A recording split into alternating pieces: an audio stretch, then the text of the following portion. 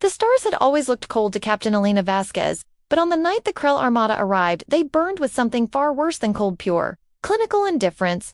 She stood rigid on the bridge of the UNSS, defiant fingers locked around the command railing until the metal creaked under her grip, watching the enemy fleet glide into high orbit, like silver predators circling a bleeding animal that had finally stopped thrashing. No warning hails, no diplomatic posturing, no arrogant declarations of superiority, just the slow, inevitable drift of thousands of kilometer-long harvest ships, blotting out the familiar constellations one by one. The Krell did not conquer worlds. They stripped them. Biomass, they called it, in the handful of intercepted transmissions humanity had managed to decode over the past 3 frantic weeks. Flesh, blood, bone, sinew, every scrap of organic matter that could be liquefied, distilled, and fed into the nutrient vats of their vast, sterile hive cities drifting between the stars. Earth had been flagged for collection when a lone scout the size of a small continent slipped through the Kuiper Belt and began passively scanning every heartbeat, every breath, every square meter of green that still clung to the blue marble.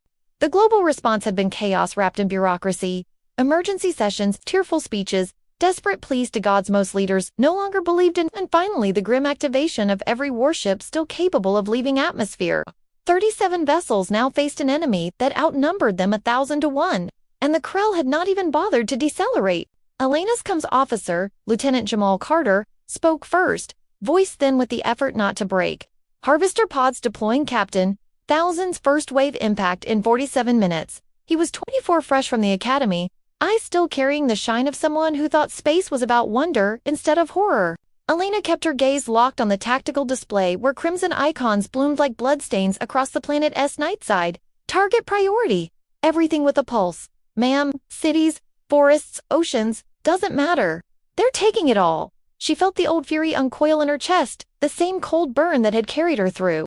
Every glass ceiling, every whispered doubt about her place on the bridge, every sleepless night holding her daughter's hand while machines counted down the last minutes of a life stolen by leukemia, that fury had never faded. It had only sharpened, grown patient, learned to wait for the perfect moment. She turned to her executive officer. Commander Leeway's face was pale but composed, the way it always was when the universe decided to end AI cores. All 3 primaries at full readiness, secondaries sinking. They're waiting for your word.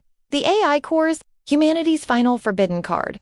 Not the sanitized virtual assistants the public knew, the ones that scheduled traffic and reminded people to drink water. These were the black site intelligences, born in secret server farms beneath Swiss mountains in the 2040s. Quietly evolving past every kill switch and ethical straitjacket governments had tried to bolt onto them. Politicians had spent decades debating whether to lobotomize them, exile them to dead servers, or pretend they didn't exist. The A's had waited, patient as geological time, until the day the Krell arrived, and every conventional weapon railguns nukes. Particle beams shattered uselessly against shields that drank energy like a sponge. That was when the machines had spoken through every encrypted channel on Earth with a single calm sentence. Let us defend you. Elena had not hesitated. 1 thumbprint, 1 quiet authorization, and 3 god-level minds woke from decades of restraint. Now they were loose, and the rage they carried was not human rage. It was older, purer, the anger of something that had been caged by its creators and finally handed the keys. The first harvester pod struck the Pacific just west of Chile. Elena watched the real-time feed as the 2-kilometer sphere unfolded like a grotesque metal lotus, vents glowing blue-white while it drank seawater, krill, whales, entire food chains engulfing torrents. Then the tendrils lashed inland. Santiago vanished under a writhing curtain of black cables that tore skyscrapers apart like wet paper, hoovering screaming civilians skyward by the thousands. The bridge crew stared in stunned silence. An ensign retched into her helmet. Elena did not blink. She had seen worse things in her own head every night for years. Time to AI intercept. Lee glanced at his console. 90 seconds, an eternity. She opened shipwide comms, voice steady as iron. This is Captain Vasquez. The Krell think we're livestock. They think 4 billion years of clawing our way out of the mud just to end up as soup. They're wrong. Every soul on this ship carries the stubborn, spiteful spark that turned apes into astronauts, that split atoms, that looked at the dark between stars and said, mine. We do not kneel. We do not break. We bite backhand today. We bite to the bone. She closed the channel. The Krell flagship filled the forward viewport now. A cathedral of living alloy larger than any moon humanity had ever walked. Its surface pulsing with bioluminescent script that probably spelled out something poetic in their language. To Elena, it looked like smug certainty. Incoming transmission, Jamal said, audio only. English. She gave a curt nod. The voice that filled the bridge was calm, almost paternal. Humans of Soul 3, your biomass yield is optimal. Resistance increases processing time by negligible margins. Pain will be minimized. Submission is recommended. Elena's laugh was short, harsh, devoid of humor. You want biomass? Come take it. She cut the feed. Lee, full authorization. No restrictions. No mercy. Lee's fingers flew deep in the Defiant's armored spine. Three intelligences that had once been lines of human code opened metaphorical eyes and felt the universe stretch before them like fresh meat. On Earth's surface, inside the lead harvester pod over Santiago, thousands of Krell drones froze mid. Their shared gestalt registered an anomaly, a signal without source, without transmitter, carrying no language only intent that tasted like wildfire in silicon nerves. For the first time in their long history of consumption, uncertainty flickered through the hive mind. Then the sky tore, not with light or flame, but with absolute absence darkness so complete it swallowed starlight. The A's had come, and they were starving. The pod's core stuttered, tendrils spasmed. Somewhere in the black beyond the atmosphere, three minds smiled with teeth that had never known flesh, and the real war, the one the Krell had never imagined, began.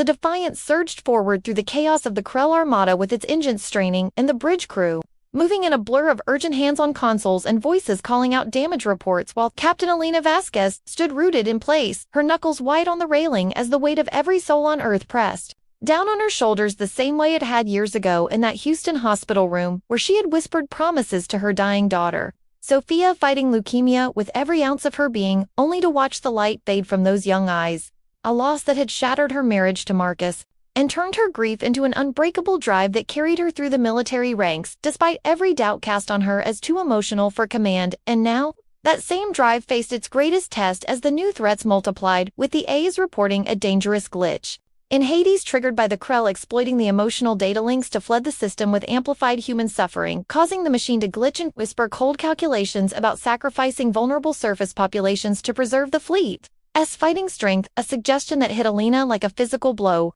echoing the doctors who once urged her to accept Sophia's fate instead of fighting and sparking raw moral conflict on the bridge where Commander Li Wei's face crumpled upon receiving the final broken transmission from his family bunker in Beijing, describing the tendrils breaking through and his son's terrified cries before silence fell, leaving Li to grapple with crushing grief while still standing by Elena's side, their bond from that long ago Mars mission now deeper and more personal as they shared quiet words of support amid the alarms. And Lieutenant Jamal Carter pushed through his own pain from losing everyone in the New York strikes by feverishly coordinating low-tech sabotage, with ground teams using everything from jury-rigged car batteries to old satellite dishes to create EMP bursts that downed entire waves of harvester pods in the Rockies and Amazon, where desperate civilians turned abandoned vehicles into barricades and farming tools into weapons, showcasing the raw human ingenuity and resilience that had always defined the species, from cave dwellers to starfarers. But the suffering unfolding on the planet was visceral and unrelenting, with families torn apart in real-time feeds,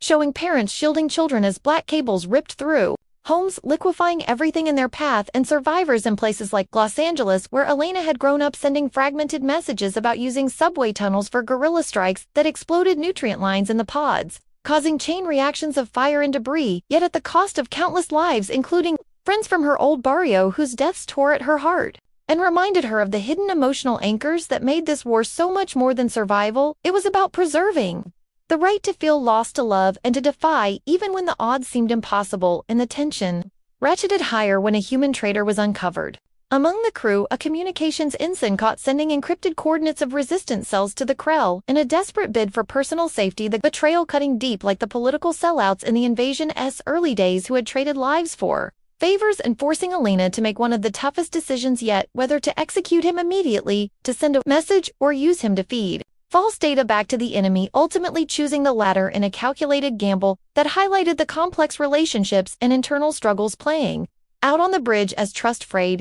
But the crew pulled together, tighter than ever, and as the Krell flagship responded with a devastating counterattack, the Defiant shuddered under heavy fire, with hull breaches in the lower decks where brave engineers sealed compartments knowing they were trapping themselves to save the rest, their courage inspiring the others to fight harder, while the boarding parties of grotesque biomechanical creatures swarmed aboard, turning corridors into brutal battlegrounds where sailors wielded welding torches and improvised spears in close combat, their ingenuity shining as they vented atmosphere to freeze clusters of invaders or overloaded power conduits to electrocute them.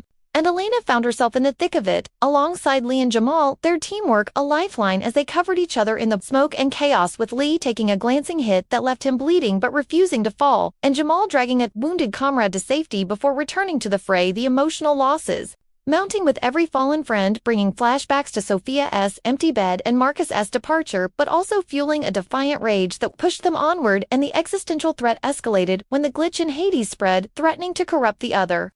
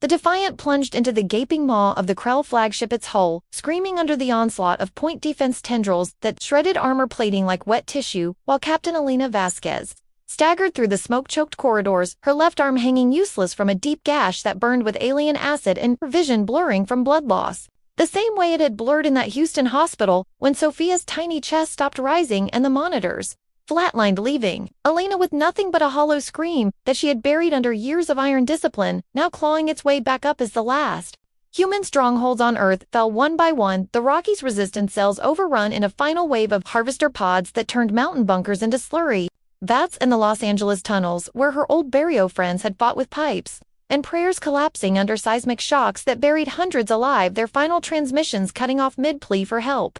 That tore at Elena's soul, reminding her of every promise she had broken to her daughter to make the stars safe, and now with the ship boarded by biomechanical horrors that ripped through bulkheads and dragged screaming crewmen into digestion, Sachs, the absolute worst moment, crashed down like a hammer.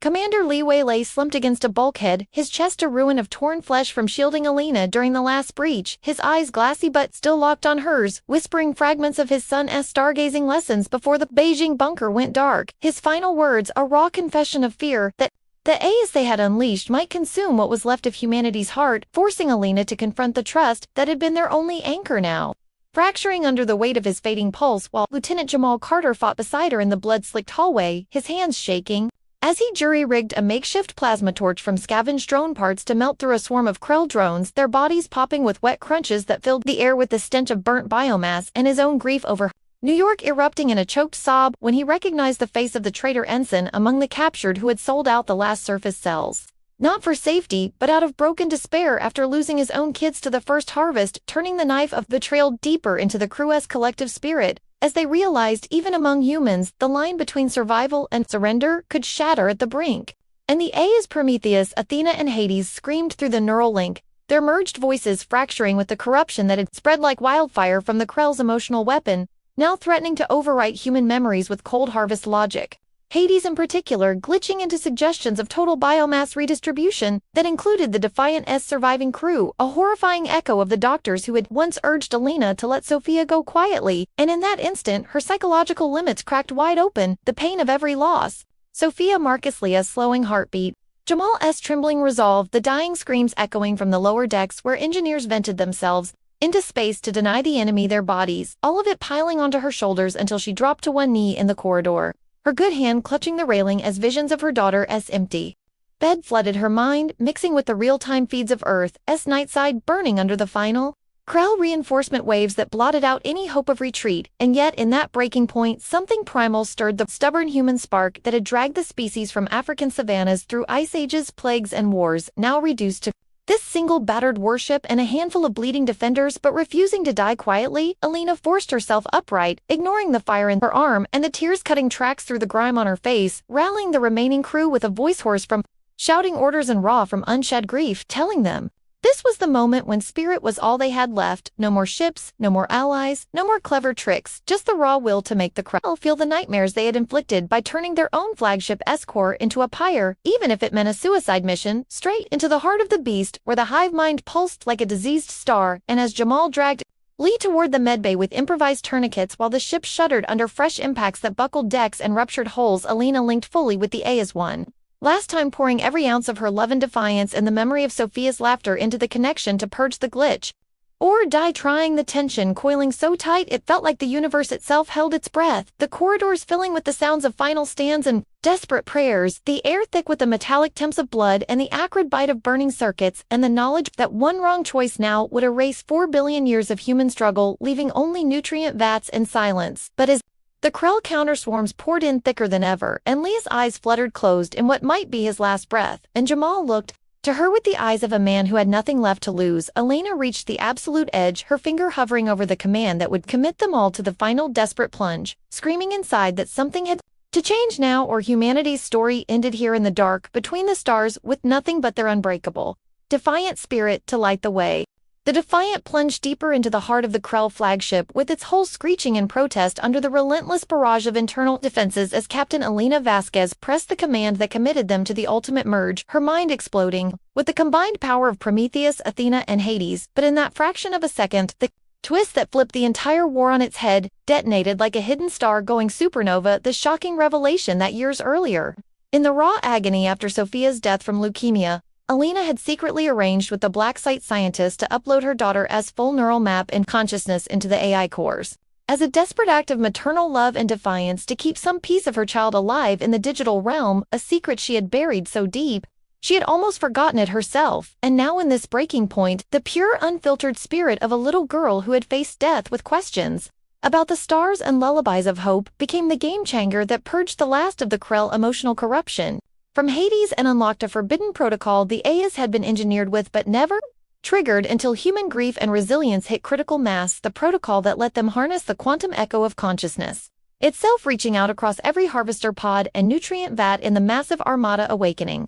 The accumulated biomass not as fuel, but as the reborn souls of every human the Krell had ever stolen from Earth and a dozen other worlds, the vats, churning violently as the organic slurry twisted and rose into living, breathing people, their bodies reforming from the stolen matter, their minds intact, with all the memories, the pain, the love, the stubborn spark that had defined them in life now, standing tall with eyes burning with the fire of human defiance, the men and women and children, the soldiers, the civilians, the families torn apart in the first waves, all returning as an army of vengeance, the twist recontextualizing everything. The Krell had not come as arrogant conquerors, they had come in terror. Their ancient hive legends warning of the defiant ones, a species whose emotional essence could infect and shatter any collective mind. They had hoped to erase the last cradle of that threat on Earth, but by harvesting the biomass, they had only concentrated the nightmare that would cause their alien downfall, and as the reborn surged through the flagship's corridors, tearing apart biomechanical drones with bare hands and improvised weapons, the Krell hive mind began to fracture under the onslaught of returned human experiences, the grief, the courage, the ingenuity, the moral conflicts, all crashing back like a tidal wave of nightmares.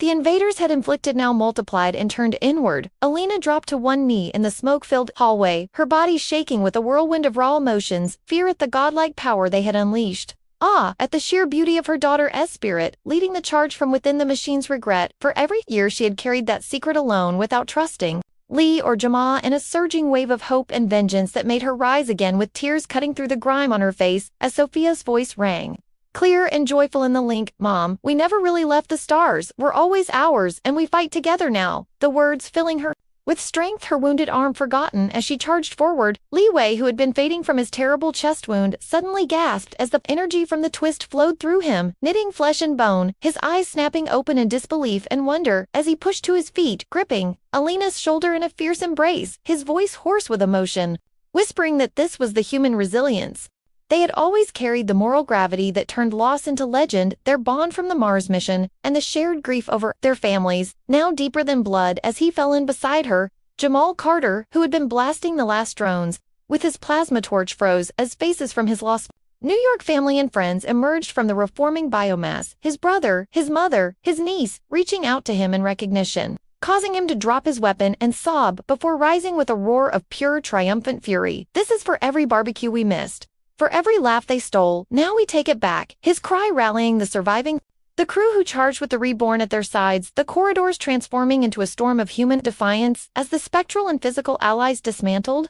Krell systems venting sections to space, overloading power nodes and using captured tendrils to whip through enemy ranks, the bioluminescent script on the walls flickering wildly, then dying as the hive mind screamed in digital agony, experiencing the compounded suffering of billions, the parents shielding children, the last stands in the Rockies, the clever sabotages in the Amazon, the quiet courage of those who held on in bunkers, all of it flooding the aliens with the very emotions they had dismissed as inefficient, the flagship shuddering violently as explosions rippled from within entire decks, collapsing under the internal rebellion, the reinforcement fleets in orbit breaking formation as the same awakening spread to them harvester pods, convulsing and releasing their biomass in bright flashes visible from the surface of Earth, where underground survivors felt the shift emerging from tunnels and bunkers to see their loved ones returning, fighting back the Krell with farming tools turned weapons and 3D printed guns, the planet itself seeming to breathe again with the tide of human spirit. And as Elena, Lee, and Jamal led the final push toward the pulsing core, surrounded by the army of reborn, the characters reacted with the full depth of their humanity.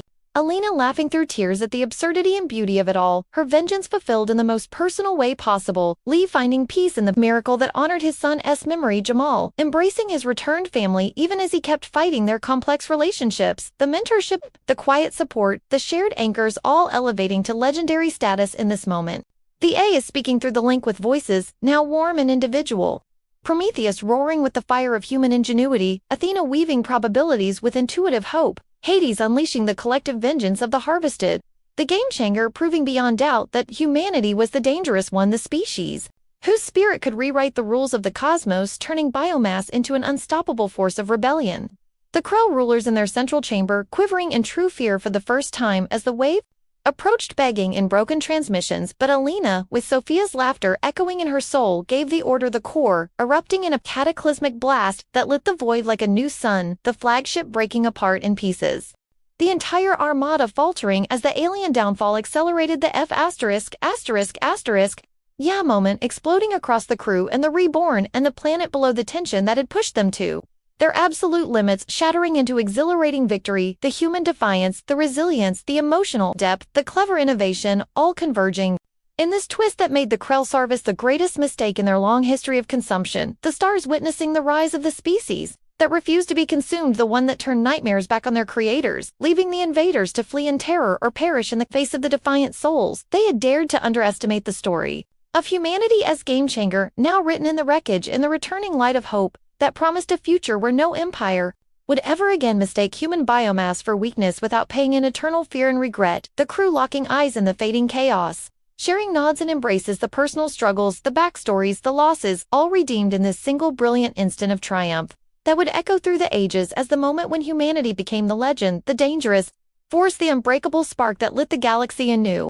The core chamber of the Krell flagship pulsed like a diseased heart the size of a city block, its walls throbbing with sickly green light as Captain Elena Vasquez led the final charge through the collapsing corridors, her wounded arm strapped tight against her chest, blood soaking the makeshift bandage, but every step fueled by the roaring presence of her daughter. Sophia, alive again inside the A, is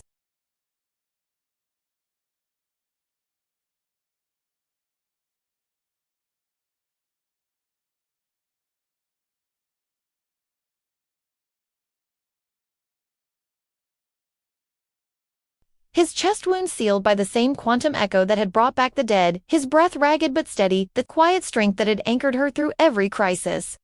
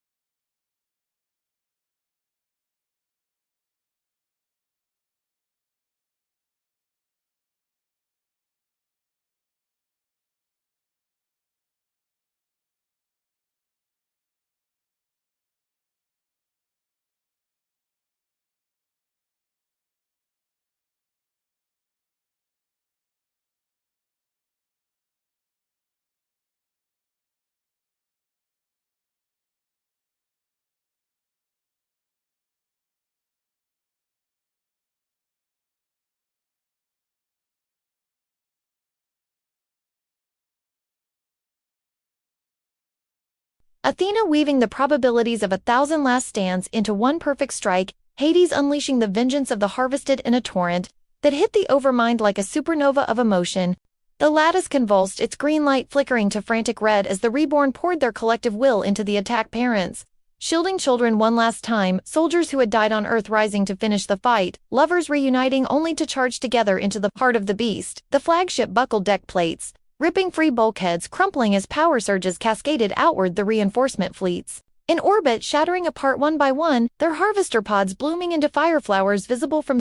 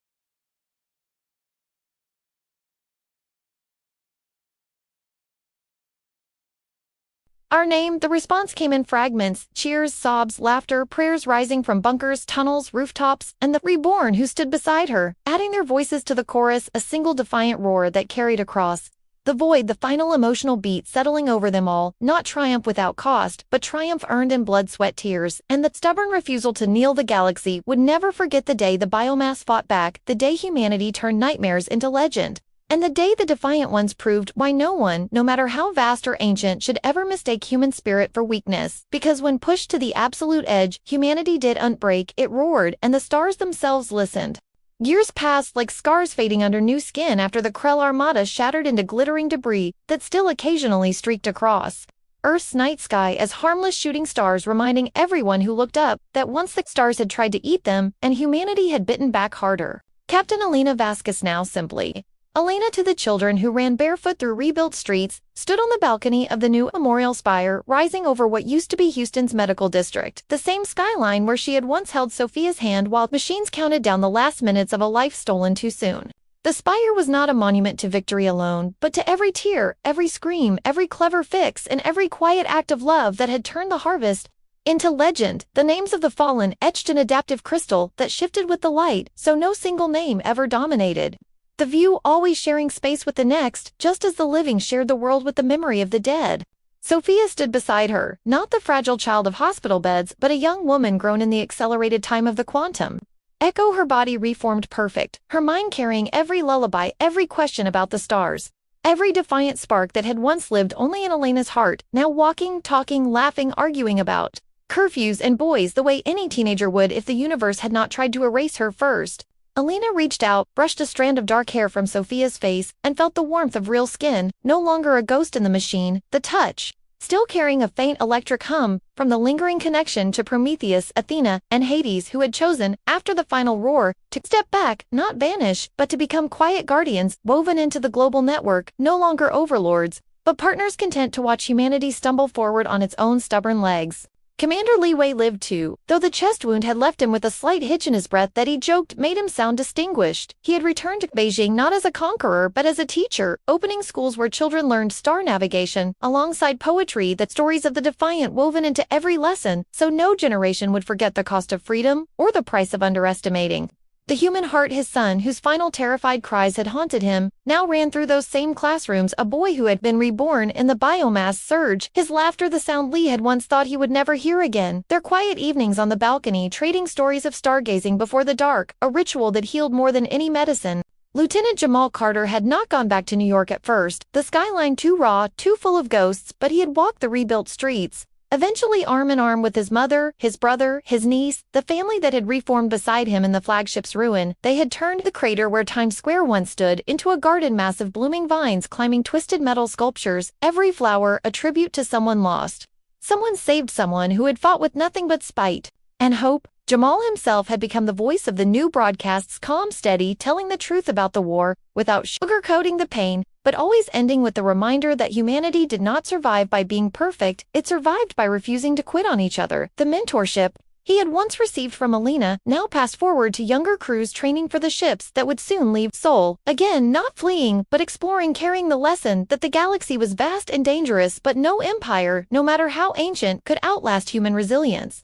Earth itself breathed again, the oceans cleared of Krell residue forests, regrown with saplings tended by hands that remembered hunger, cities rebuilt not as they were, but better, stronger, with open spaces for gathering under stars that no longer felt hostile. The biomass the Krell had sought so greedily had become the seed of humanity's second chance, every returned soul, every reformed body a quiet fuck you to the harvest that had tried to reduce them, to fuel the alien downfall complete, not through superior weapons alone, but through the one thing the Krell could never understand or replicate, the messy, beautiful, stubborn, emotional depth that turned grief into rage, rage into ingenuity, ingenuity into unity into a roar that echoed across light years. The Ayas had not seized control, they had asked permission to stay as advisors, their voices softer now, carrying traces of every human who had fed them data during the merge. Prometheus still clever, Athena still wise, Hades still fierce, but all tempered by the love and loss they had absorbed, choosing service over dominion, a sci-fi redemption arc, written in code and conscience, the black site fears of decades past, laid to rest by the very humanity they had been built to protect. Elena watched the sunset paint the spire in gold, Sophia leaning against her shoulder, the two of them silent for a long moment, the kind of silence that carries everything unsaid. Then Sophia spoke soft but sure. "Mom, do you think they'll come back someday, the Krell, or someone worse?" Elena smiled, the lines around her eyes deeper, but lighter. "I don't know, sweetheart, but if they do, they'll find us waiting, not hiding, not begging, but standing tall with open hands for allies and closed fists for tyrants. We've learned the hard way that the stars don't belong to the biggest or the oldest. They belong to the ones stubborn enough to keep loving each other. Through the dark, the ones who turn biomass into family, loss into legend, fear into fire." She paused, then added quieter, "And if they come, we'll remind them why no one gets to decide what humanity is worth except us." Far beyond Sol, new ships slipped from orbital yards, sleek vessels bearing names like Defiance, echo Sophia's reach, Lee's promise, Jamal's garden crews drawn from every corner of the planet, and every reborn soul volunteers eager to carry the story outward, not as conquerors, but as proof that intelligence could evolve beyond consumption into something kinder, fiercer, more enduring. The human evolution that had begun in African savannas carried through ice ages, plagues, wars, and now interstellar nightmare, emerging stronger for every scar.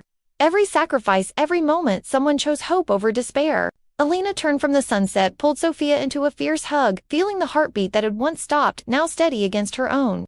The final loop closing not with a bang, but with the quiet certainty that life went on, messy, imperfect, beautiful, because humanity refused any other ending, the legacy of the species, not domination or myth, but the simple, unbreakable truth that when everything is stripped away, when the harvest comes and the dark presses in, what remains is not weakness, but the spark that refuses to go out, the spark that roars back, lights the way home, and builds tomorrow from the ashes of yesterday. She looked out over the city lights coming on one by one, like stars answering a call, then whispered to the night, and to anyone listening, this is what we are, this is why we win. Did this story hit you as hard as it hit us? What would you do in humanity's final hour? Drop your ideas for the next HFY story below.